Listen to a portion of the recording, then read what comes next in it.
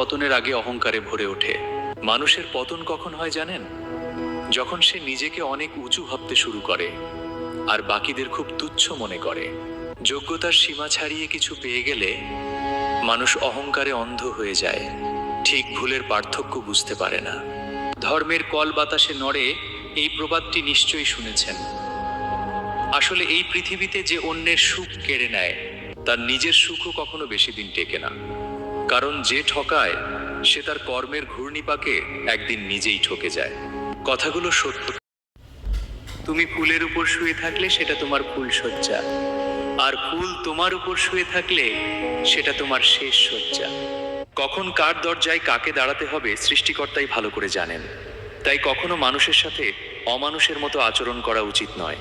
Perfect সময় আসবে এটা ভেবে বসে থাকবে না, খারাপ সময়গুলোকে নিজে থেকে পারফেক্ট বানাও, তাহলে দেখবে জীবনে কখনো কোনো কষ্ট থাকবে না।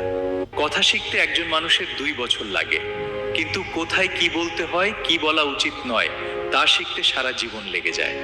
জীবনে কে এলো কে গেল সেটা জরুরি নয়, কঠিন সময়কে পাশে দাঁড়িয়েছে সেটা